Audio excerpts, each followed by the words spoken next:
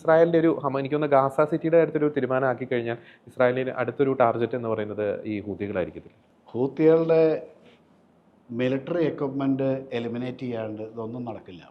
കാരണം ഹൂത്തിയുടെ ലീഡർഷിപ്പും ഹൂത്തിയുടെ മിലിറ്ററിയും എല്ലാം ഒരു ക്രൈസീസാണ്.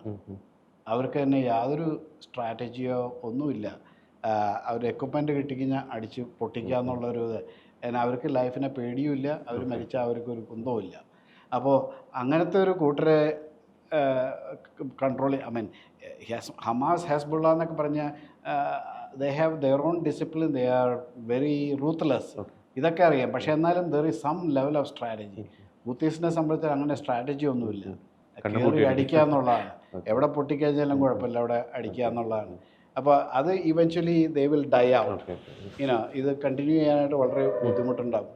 കാരണം ഹൂത്തീസിൽ educational infrastructure or civic infrastructure, bureaucracy ഇതൊക്കെ എല്ലാം വളരെ വീക്കാണ്.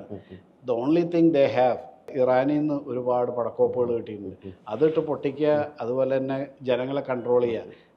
അത് ഡിവൈഡഡ് കൺട്രിയാണ്. അതിപ്പോൾ ഹൂത്തീസ് ആർ ദ റെബൽസ്. അപ്പോൾ അത് കുറച്ച് കഴിയുമ്പോൾ ഇറ്റ് വിൽ ഡൈ ഡൗൺ എന്നാണ് എനിക്ക് തോന്നുന്നത്. അത് വലിയൊരു പ്രശ്നമായിട്ട് വരില്ല.